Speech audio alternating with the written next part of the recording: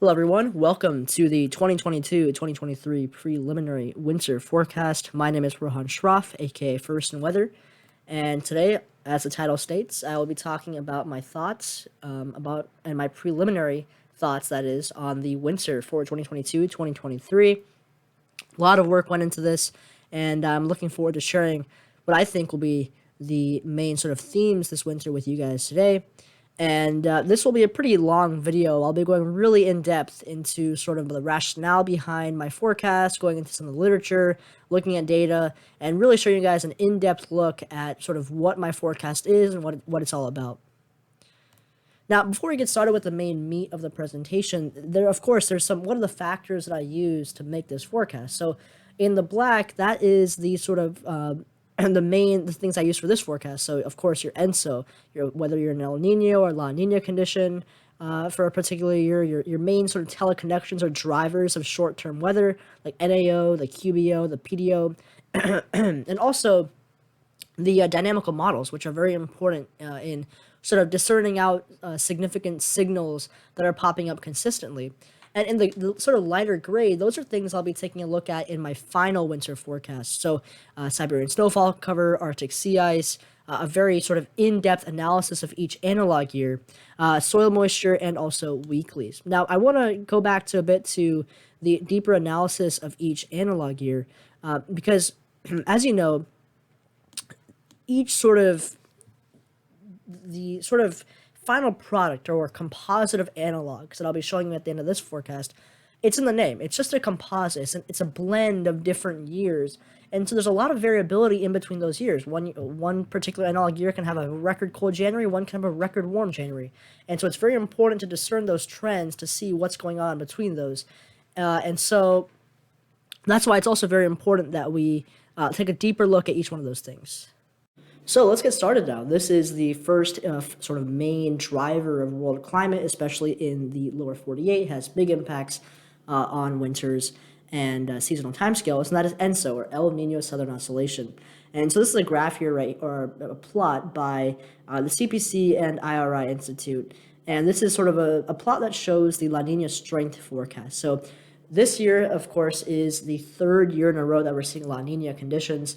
And the La Nina conditions for a third year is pretty rare. It's only happened 2 other times in recorded history. So that's a pretty big deal. And if we look at the strength forecast, you can see right here that we are projected to sort of be around that weak to very possibly a very weak moderate La Nina. So most of the ensemble model is for December, January, and February. Keep us at around -6 to maybe 1.1 Celsius below the average. And that would indicate, again, a stronger weak La Nina to maybe a sort of weaker moderate La Nina. So some consensus there. There's also a pretty good agreement that the La Nina conditions will weaken as we go through the winter. So sort of that main, or the amplitude of below average waters in the equatorial Pacific should decrease as we go into February and March. And that also might have a few impacts on the winter. Another thing I would like to point out is that there's very few sort of outlier models, and that makes sense. This close to the winter, you shouldn't really be seeing too many outlier runs. Most of the models do keep this in cool or La Nina territory. Now, this right here is a composite of all weak or moderate La Nina winters. On the far left, you have the geopotential 500 millibar height anomaly. This is using the 1991 to 2020 climate period. And these are all the years that had weak or moderate La Ninas. And something really quickly sticks out. You have a very, very active Pacific jet. So a big ridge south of Alaska, an expansive area of troughing in western and northern Canada. And what that implies is you have sort of a very wet pattern in the Pacific Northwest, maybe Northern California. And your main mean trough axis in this plot is right over sort of the western U.S., stretching into the eastern portion of the country. So the result of that is a cool northwest, so pretty below average temperatures in the Pacific Northwest, upper Midwest, and then sort of this very warm region from the middle of California going all the way up to the east. And then basically east of the Mississippi River, the entire country is warm, from Florida all the way up to Maine. And what this suggests is a very active pattern for areas west of the Mississippi, with the main heart of winter being here and in the far northwest. So I can sort of point that out for you guys. The main areas would be like here and then over on here. Switch to laser. And so sort of another thing to take away is that there's this kind of diagonal mode of temperature. You have warm south and east, cool north and west. Now, again, as I mentioned earlier, we are in a triple La Nina, and these are the current observations in the Pacific. As you can see, for 2022, we are currently, our O&I index is negative 0.9, so we are firmly in La Nina territory and just flirting with the moderate La Nina designation. And this right here, this plot below, is a very useful tool. This is a measure of water temperature anomalies from 80 degrees west all the way to 120 degrees west, so basically right in that ENSO region. But this also shows depth, so it doesn't just show the first 50 meters of the surface. This goes all the way down 450 meters, and the blues represent below average temp anomalies, and the reds represent above average temperature anomalies. One thing that really kind of sticks out is you have a pretty significant area of or cold pool of anomalies going well down deep below the surface in the eastern region, while in the western region you have a pretty significant warm pool. And that definitely has some implications for sort of making our ENSO forecast, because it's not just about whether you have a La Nina or an El Nino. It's also about the sort of structure of the ENSO you're currently seeing. And that warm pool, a few hundred meters below the surface, suggests that it would be a bit difficult to see these La Nina conditions really spread further west. And the placement of that coldest pool of waters has big impacts on the mean trough axis, the mean area of ridging you'll see in the lower 48 during a winter season. And this is that sort of explained in this article or this paper right here. These are three images, and so there's three sort of designations for La Nina. You have Eastern Pacific La Nina in the figure A. You have a Central Pacific La Nina, figure B, and you also have the hybrid or mixed La Nina in figure C. Last year was a mixed La Nina, and this year I think it might be a bit more tricky to see or to really determine which one it's going to be. But I think most likely we're going to be in that very sort of hybrid to Eastern Pacific La Nina. I'm very confident in saying that the central-based La Nina is is extremely unlikely to happen. And what these plots show is the progression of the coldest pool of waters in each sort of La Nina. So in the Eastern Pacific La Nina, your coldest pool is around 120 degrees west in December, and that slowly drifts west as you head further into the winter season, crossing 150 degrees west in February. For the central-based La Nina, your coldest pool of waters is sort of always at 160 degrees west, so it never really shifts. And your biggest amplitude is around December, while your eastern your mixed La Nina, it's kind of a combination of the two. It starts out pretty far east, but then during November, December, it rapidly shifts westward, with your coldest pool of waters being right around 150 degrees west. So that's sort of the main difference between each type of La Nina. The same thing applies in El Nino. So you have the Mordecai El Nino, the Eastern Pacific El Nino. But this year it looks like for La Nina, an Eastern Pacific to hybrid-based La Nina is the best bet. And if we take a look at dynamical model forecast, this is the CS3 multi-system seasonal forecast. Excuse me. This is for December, January, and February 2022, 2023. And you'll notice that the coldest pool is around 140, 135. And if you go back to the previous slide, you'll see that definitely rules out the Central Pacific. It could include, so the Eastern Pacific La Nina, or the mixed La Nina, is around December, January, February, is around 150, 135. The Eastern Pacific La Nina is a bit further west. So I think based on the model forecast and the current placement, I think anywhere from an eastern base to a hybrid base La Nina is a pretty good probability. It might even be somewhere in the middle between those two. And here's another model forecast displaying this. This is the NMME model. It's a bit more eastern based. It had its coldest pool of waters around 120 degrees west. So again, there's a bit sort of variance in where the coldest pool of waters is going to be. And if we take a look at current anomalies of the current El Nino regions, you can see that the coldest pool of waters is really focused in the eastern part of the Pacific, right around here. That's in Nino regions 1 plus 2 and the eastern portions of Nino 3. And what that means is that right now we're currently in an Eastern Pacific La Nina. Now, if this shifts further west, which is what the models are depicting, that would place us in the west, or that would place us in the hybrid La Nina. Hence why I'm going with Eastern Pacific or hybrid La Nina this winter. You can see also that the waters do stretch into the Nina 4, but they are significantly lower in magnitude. And with that warm zone right below the surface, that kind of discounts the probability of seeing a central-based La Nina this winter. The bottom left diagram is a plot by IRA that shows the different regions of the different Nino regions that are used to measure the current ENSO state. So now if we take a look and modify that analog composite we used earlier, which only looked at weaker moderate La Ninas, and if we remove all central-based La Nina winters, what is the result we get? So on the far left is the geopotential 500 millibar height anomaly composite. These are all the years selected. And you'll notice that we do actually have a pretty significant negative NAO signature showing up with above average heights in Greenland, with some pretty substantial below average height anomalies in Western Canada and the Pacific Northwest. This also suggests a mean trough over the Western United States.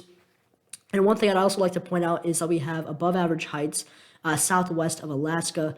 This is just a very active Pacific jet stream going into the Western United States. So again, very active, very wet in the Pacific Northwest. And some transient cold shots bleeding into the eastern portion of the country. And you might be saying, well, look, it's a negative NAO. Why aren't we seeing that sort of cold pool in the eastern United States? And that's because of sort of the upper air pattern that we see with La Ninas is you tend to have that trough sort of focused a bit further west in these setups. Now, Eastern Pacific La Ninas tend to favor more troughing the East Coast and Central Pacific La Ninas. It's because of the way the coldest pool of waters impacts the forcing in the atmosphere. So Eastern Pacific La Ninas tend to promote that mean trough being a bit further east. But with this sort of analog setup here, this supports the main meat of the cold being in the Western United States, and that cold air then gradually bleeding to the east. And that shows up sort of in the temperature composite. So again, a very below average temperature showing up in the Midwest and the Pacific Northwest, but then a pretty warm southern and eastern United States. So now we can take a look at teleconnections, go a bit further into the winter forecast, not just using ENSO, and especially in recent years, ENSO has not been as, or ENSO coupled with teleconnections is more accurate of a forecast. Just relying on an ENSO composite doesn't really give you a full picture at all. It's just a few puzzle pieces in the winter forecast. So if we take a look at the first teleconnection, this is the QBO or quasi-biennial oscillation. And you have two phases of the QBO. You have the westerly QBO or you have the easterly QBO. If we look at the 2022 QBO values, you can see that we're very negative for the 2021-2022 winter, with values approaching negative 25.19. But in recent months, we've significantly warmed to values of 3.04 and 7.87. Now, what this indicates is that we are in a westerly QBO and an ascending westerly QBO. Now, in general, literature has shown that westerly QBOs tend to decrease the likelihood of blocking or high latitude blocking in North America and the Northern Hemisphere. And now, what is high latitude blocking?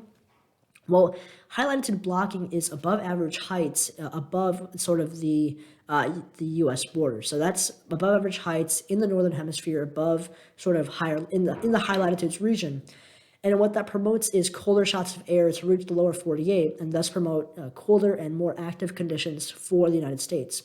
And this chart right here shows that for negative and trending more negative QBOs, easterly QBOs, which tend to promote more high latitude blocking, thus increased chances for cold and snow in the eastern U.S., you'll see that the temperature anomalies are cooler than normal. For negative and trending less negative, warmer than normal.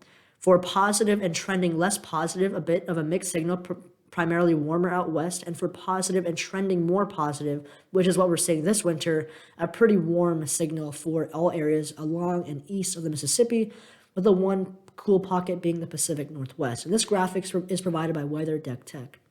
Now, on the far left, this is a graphic by Frontier Weather, and this shows the, on average, eastern U.S. winter temperature anomalies during a QBO winter. So this takes a look not at the QBO phase, but the magnitude of change during a winter. So some research and literature has shown that it's not much, it's more about the sort of delta of the QBO or the change in the QBO rather than the phase it's actually in. So this right here, 10, it represents that the QBO rose by 10 during the winter, while negative 10 represents the QBO fell, for example, negative 10 and negative 20. And then that's correlated right here with winter average temperatures over the eastern US. And you'll see that there's a pretty significant correlation or weak to moderate correlation that higher QBO values, so 10, or when you're seeing rising QBO values, you tend to see increased chances for above average winter temperatures in the eastern US, while for descending QBO values, you tend to see cooler than average conditions over the eastern US. So this kind of supports that logic that the westerly QBO we're seeing right now, in addition to it ascending, should promote warmer conditions over the eastern United States. Now this is right here, switching gears to the NAO, or the North Atlantic Oscillation. The North Atlantic Oscillation is a big sort of indicator of geopotential height anomalies over Greenland. And this right here is the European model forecast for the NAO. And there's a pretty strong signal for negative NAO conditions to be present for December, January, at least, and even into November, before things finally sort of quiet down for February and return to neutral. Now, usually these model forecasts cannot be taken too seriously, but what's been impressive this year is the consistency we're seeing with the models showing with the persistent signal of a negative NAO.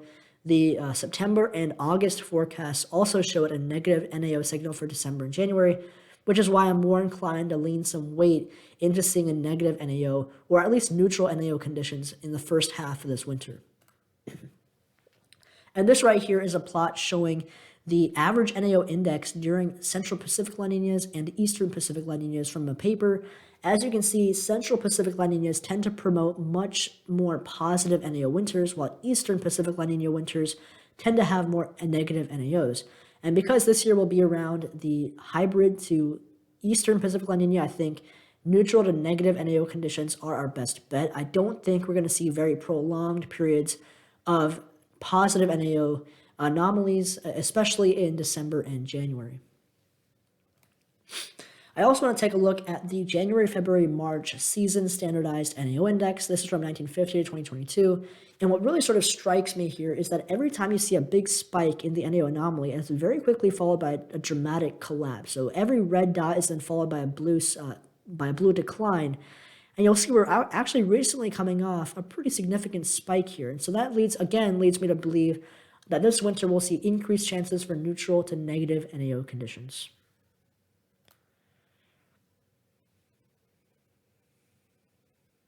All right, so now we can take a look at the PDO, which is our next teleconnection, or the Pacific Decadal Oscillation.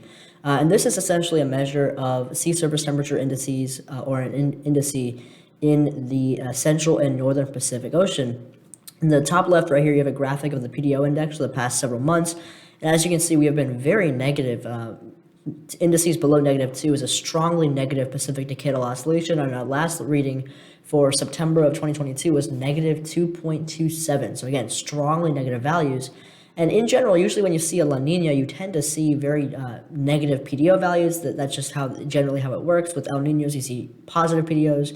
And with La Ninas, you see negative PDOs. And a negative PDO is when you generally have a cool horseshoe shape of waters and then an inner core of very warm waters. Now, in this case, you might be surprised, saying, well, there's no region of cool waters. There's just very warm waters. And this looks like a typical positive PDO configuration. But the thing is, there is such an expansive area of very record warm waters just east of Japan. And so that essentially skews the PDO index, so it behaves like a very strongly negative PDO index. So these warmer waters here to the index are very cold, while this area of waters right here is, again, record warmth. And what that indicates to me is that if this area of warm waters can persist, this will essentially favor a high pressure to essentially stagnate just east of this core of very warm waters, because then you have southeasterly winds flow clockwise for high pressure systems in the northern hemisphere. So you have very strong southwesterly winds, infecting lots of warm air, lots of subsidence in this general area. And so that would, again, match up quite well with the analog composite we've seen of that very strong ridge southwest of Alaska, that expansive troughing in the western Canadian region. And now here is some dynamical model forecast for the PDO, or Pacific Decadal Oscillation. And what I really want to point out is that all the models, for the most part, do keep the sort of zone or circle of very anonymously warm waters east of Japan. The bottom right, I believe, is the CS3 forecast model. So it also has a horseshoe shape of average to waters surrounding the lower 48. And then it also has that sort of zone or circle of very warm waters east of Japan. And the top left is the NCEP model by the CPC, and it also shows that very warm region of waters in the Western Pacific, and that sort of plays the role of a very negative Pacific Decadal Oscillation. And when you have negative PDOs, that sort of correlates very strongly with a cool north and west and a warm south and east, while when you have positive PDOs, you have cooler conditions in the south and eastern U.S. with warmer conditions in the Pacific Northwest and western part of the United States. So with all that said, all those factors can be taken and computed into analog years, which is essentially when you find similar years in the past which match up with the conditions that you were expecting for this year. So again, to summarize, we have a weak to moderate La Nina. It's going to be eastern hybrid-based La Nina. The QBO is westerly and ascending, which is again a measure of essentially wind speeds at the equator. You have a neutral to negative NAO for this winter, and you have a deeply, oh, that's a typo. This should be westerly or ascending QBO. So let me get that fixed quite quickly.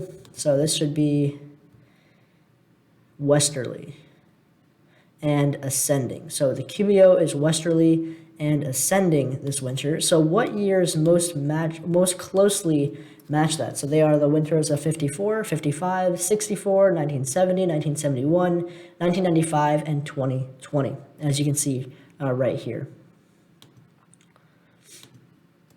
So what were the results for that winter? So this is right here, December, January, February composite of 500 millibar geopotential height anomalies for those years. And again, what really sort of sticks out is the, again, strong ridge southwest of Alaska, which again, that sort of current PDO setup we have supports that. It's going to be important to watch as we head closer and closer to the winter if that sort of very warm dome of waters can persist. And if that shifts east, then this sort of big, strong ridge and strong trough would also shift east. With every sort of reaction, there has to be an equal and opposite reaction. And because of that very strong ridge in the Pacific, that's why we're seeing that very strong troughing in the Canadian Northwest. And so if that warm dome of waters does in fact shift east, then this trough right here would shift a little bit further east. So that's also going to be something to watch. As of now, it looks like that zone of warmest waters will be sort of confined to areas just east of Japan, which should keep the mean trough in the Pacific Northwest. Now, I also want to point out that there is a pretty robust negative NAO signal. I mean, that's expected. We selected for it in the analog. So this supports, a bit more waviness in the jet stream. And the main takeaway with this analog composite is that the majority or the brunt of the cold air would be focused to the Pacific Northwest, and with cold sort of intrusions of air then leaking into the eastern portion of the country. Now here is the temperature and precipitation outcomes based on that analog composite.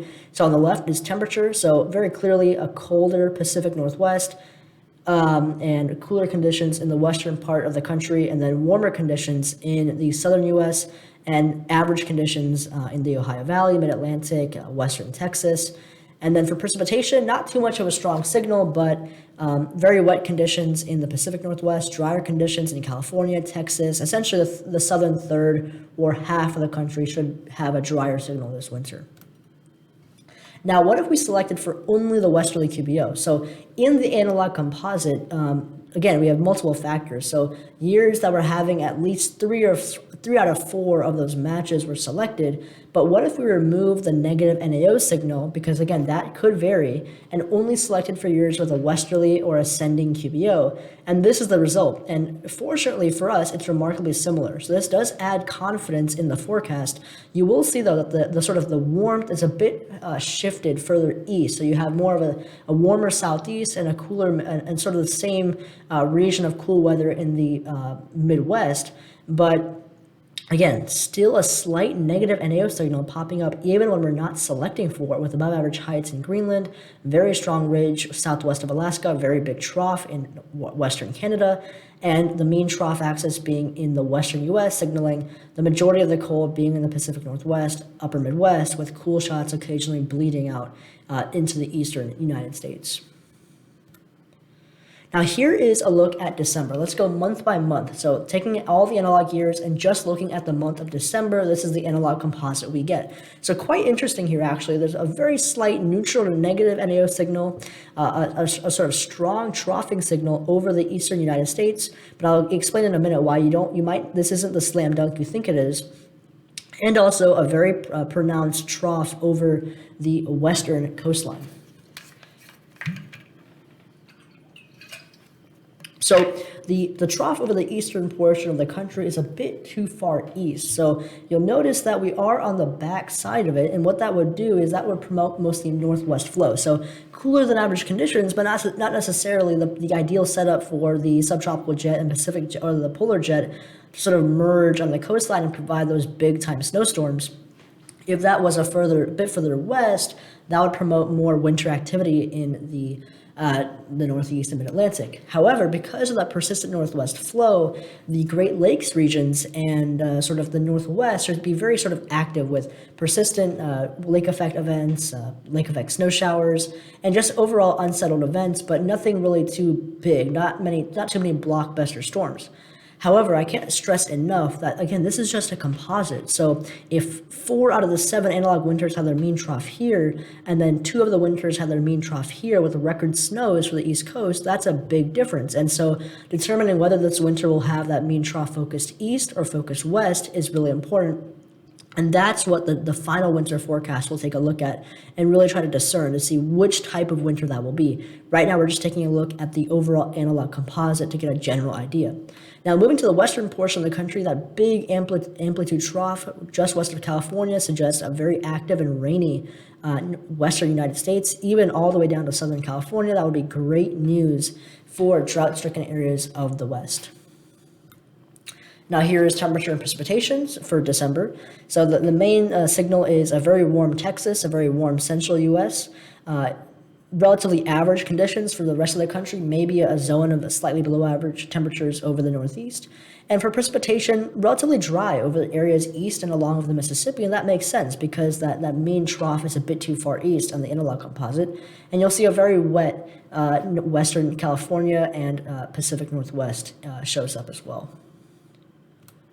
What about January? So January is when things get very interesting. A very strong, potent NAO or negative NAO signal shows up. Very strong blocking just southwest of Greenland, almost in the perfect position for active East Coast weather. You also have a broad trough over the western U.S. and a pretty strong trough east of the U.S.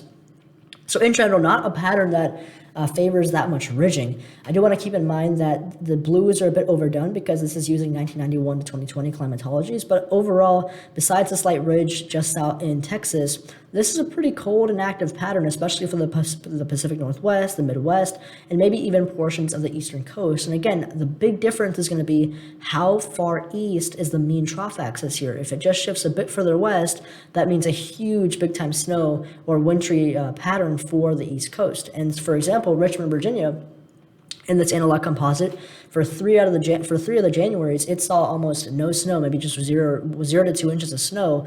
And then for the other 2 winters, one of the winters saw its snowiest January in, I think, several decades. So that placement of the trough is very key. And again, that's what the final winter forecast will take a look at by analyzing how the analogs have been performing relative to the past few months, including September, October, November, to really get an idea of where the exact placement of those troughs and ridges will be.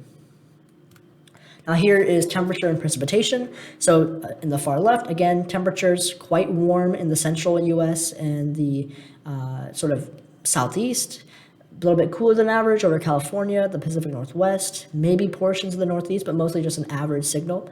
And for precipitation, this is where the strongest signal lies, actually. A very dry California, so California dries up, but the Pacific Northwest remains wet, and very dry east of the Mississippi again. So following the theme from November, where things remain quite dry because of that trough axis being displaced just a bit too far to the east.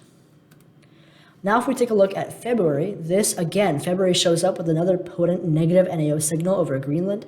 And this is where it's a bit interesting. It's a very strong troughing signal over the Midwest. I do want to mention, though, that this might be skewed just a bit from that big polar vortex outbreak we had in Texas a couple winters ago. So this is a bit overdone, but again, I think it shows that a bit of the mean trough it is west of the Mississippi, so this would promote more active wintry weather just west of the Mississippi. Greenland block in place, so ample opportunities for cold shots to make their way into the U.S. And yeah, what does that result in? Well, it results once again in a cold cold Midwest, so North Dakota, South Dakota, eastern Montana, Minnesota, Nebraska, Kansas, sort of being the epicenter of cold. And then for precipitation, interestingly enough, it shows a very wet and active Ohio Valley, Mid-Atlantic, and coastal Northeast, while showing a record dry California and, again, a very wet Pacific Northwest. So what are some of the main themes that I've been repeatedly seeing even for each month? So cold Midwest, cold Pacific Northwest, relatively dry California, very wet Pacific Northwest. So those are things that are relatively high confidence. They keep on showing up in the models. They keep on showing up in the analog composites. And finally, let's take a look at March. This is not included in the official winter outlook, but just because March is also a very wintry month for many areas in the United States, this is the analog composite. And surprisingly, there's a very strong signal actually for sort of winter to be stubborn and kind of hold on, and for most of the country, with a broad troughing regime setting up over the central U.S. And this suggests very cold conditions for the Great Lakes regions, the Northeast, and the Midwest, and even the Pacific Northwest. And this is the precipitation and temperature composite from March. You can see, again, not a single portion of the country turns up above average. The entire country remains average, and then all areas essentially north of the southern third of the U.S. are cooler than average, with well below average conditions in the upper Midwest and also eastern portions of the western United States. And for precip, this kind of follows a more classic La Nina pattern, with very dry conditions in the southern U.S., including Texas, California, New Mexico, Arizona, Florida, Louisiana, with sort of a corridor of above average precip in Alabama, Tennessee, West Virginia, western New York, western Pennsylvania. And this kind of suggests more of a winter pattern that's favoring interior snowstorms. So not really your big time East Coast snowstorms. And that may be because this trough is a bit too far to the west to promote those coastal storms, but rather supports those big inland snows for Michigan, Indiana, Illinois, central New York, the inland portions of Pennsylvania. And now it's also important to take a look at the dynamical models, especially in recent years, where they have been more accurate and they can really provide sort of useful signals as to sort of dominant, persistent regimes of troughing or ridging and where those regimes will take place. This is a graphic by Ben Knoll on Twitter, who took multiple dynamical models and plotted all of them. And I think the major theme that really sort of sticks out here is the ridging in the southwest. So if I take my pen out, you'll see ridge, right? Let me change this to black. So ridge right here, more ridging right here, right here, right there, right there, right there, right there, and right there. So almost all of the models have a southeast ridge in some form. This is quite a bit more aggressive than the analogs. And I also want to point out that almost all the models have the sort of area of troughing in the central and western United States, right here, right here, right here, right here, all like that. The NSEP model is the most aggressive with that trough a bit further to the east. And if you noticed earlier in the presentation, the NSEP model had the furthest to east La Nina, interestingly enough. So that's why sort of figuring out the location of the coldest waters is so important, because that really determines where the sort of the troughing and ridging will set up. And that's why it's important to sort of keep a tab on how far west or east the La Nina pattern is going to be for this upcoming season. And based on the dynamical models and their forecasts, you can see there's a very sort of strong southeast ridge signal and northwest or midwest troughing signal. And that again supports the fact of warmer southern and eastern United States and cooler conditions in the Midwest and Pacific Northwest. And this just adds confidence to the fact that this winter should limit colder chances for areas in the southern third of the country. And here's another graphic by Ben Knoll. This takes the C3S model, so all those major dynamical models, and computes the snowfall departure forecast for these locations.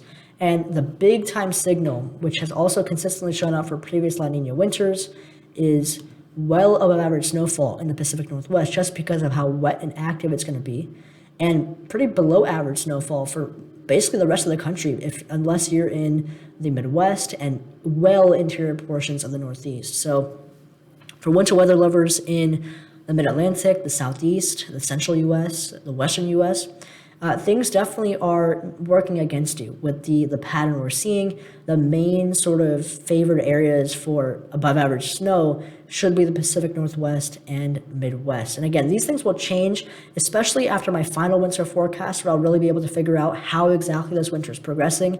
That's when I'll have a much better idea of exactly how this winter is going to behave. Right now, this is just a general look at the overall pattern of how things should be for the winter.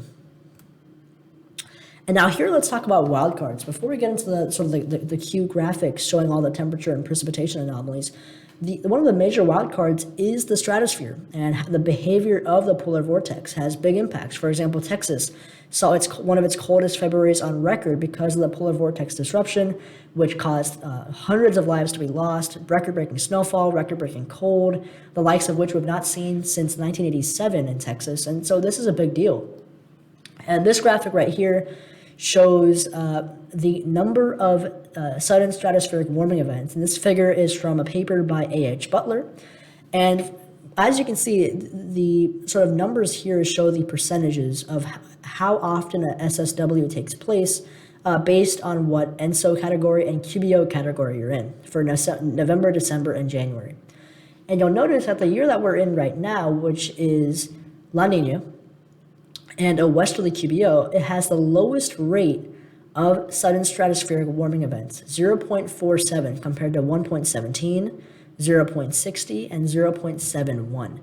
So that also sort of signals that the likelihood of seeing an SSW this winter is quite a bit lower than some of your other years, which should limit any sort of very extreme cold that we see going forward. And also the October Siberian snowfall cover, which is the correlation of which has declined a bit over the past few years. But the October Siberian snowfall cover is also quite a bit lower than average compared to other years. And that also promotes a rather stronger polar vortex. And that might help to keep that cold air really sort of bottled up and restricted to the Midwest and far northern U.S. For this winter.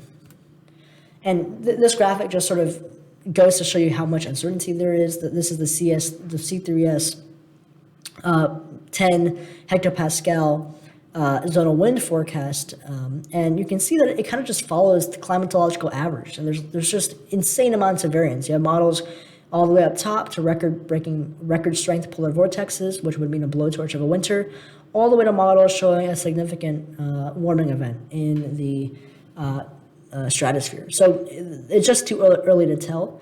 The confidence in how our stratosphere will behave this winter should increase as we approach closer to December, so more like more like middle to late November. Now, the other wild card is the eruption we've had in January of the volcano in the southern hemisphere. And what that's led to is quite a bit of cooling, in fact, record cooling of the stratosphere in the southern hemisphere because of the release of H2O in the stratosphere.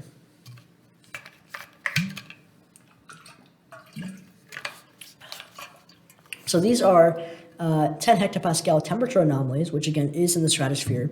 And all the X's you see is record cooling. So anomalies that we've not seen in recorded history. And what's interesting is, because of all the water vapor being sort of reflected in the stratosphere, which sort of aims to cool it, there has been a correlation that when the southern stratosphere is cooler, which means that the stratosphere in the southern hemisphere strengthens or is unusually strong, that does correlate to a pretty pronounced negative NAO signal in the northern hemispheric winter, right? And what's even more interesting is that this also sort of picks up that troughing right here and that negative NAO signal, which is sort of a big signal we've seen in the analog years. And that's another wild card to the mix that will be studied more as we get closer to the final winter forecast. So that's why, and another thing which I want to kind of address in the analogs is variability. This again is what the final winter forecast will address. So this is January 1971, and on the right is January 1972, 2 analog years for this winter forecast. And what I want to kind of point out is the very large amounts of variability in each analog year. Even though these were both chosen as analog years for this winter, you'll see that January 1971 had very cool conditions in the upper Midwest, the Northeast, and Mid-Atlantic, while it had warmer conditions in the West and the southern U.S. So kind of your classic winter pattern for snow lovers and in winter enthusiasts over the East Coast. But then January 1972 couldn't have been more different. A very warm Southeast, so pretty strong signal for a big-time ridge in the eastern U.S., and very cold in the Midwest. So this would be a jet stream that goes something like that. So all your major storm tracks would kind of be west of the Mississippi or right along it, and that would promote your big time snows right here, while this winter pattern would promote sort of your big snows from the coastal East Coast. So a January that sees 20 inches of snow in DC versus one that sees maybe 2 inches, it's a big difference. And so those differences get smoothed out over your analog composite. So while the overall December, January, February composite of winters of 1970 and 1971 and 1971 and 1972 might be quite similar, on the month-by-month basis, they couldn't be more different. And that's why it's so important in the final winter forecast to really take a look at each individual analog year and really match them to what we're seeing this year to become even more confident as to how exactly this winter will progress.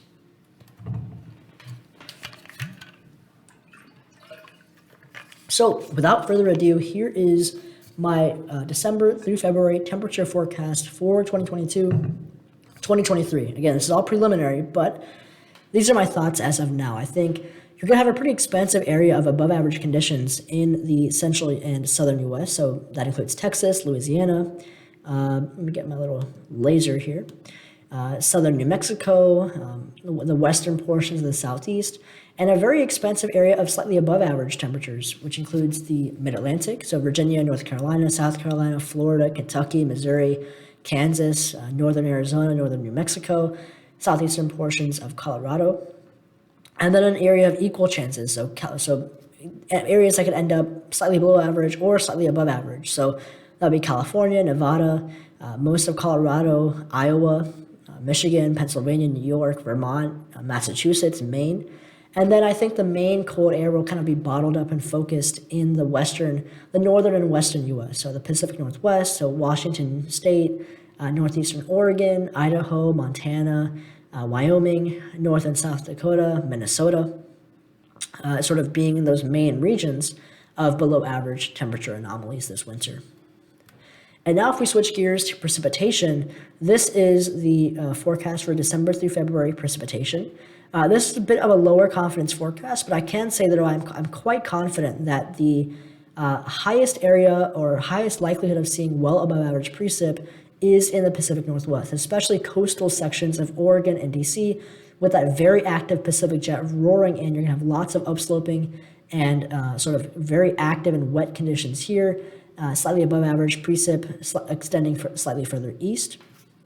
Your other area of slightly above average precip should be sort of in this corridor between Michigan, northern Illinois, Iowa, northern Missouri, and southern Wisconsin, with equal chances in the areas around that. And then the below average to slightly below average precip should be constrained to the southern third of the U.S. So this includes Texas, Florida, New Mexico, Arizona, California, southern Nevada, portions of the southeast and central U.S. So if you're part of the southeast and you're kind of looking forward to an active winter, unfortunately, it doesn't really look like it this year. You're going to have above average temperatures, below average precip, and that main storm track really shouldn't be in a favorable position to really promote any big snowstorms.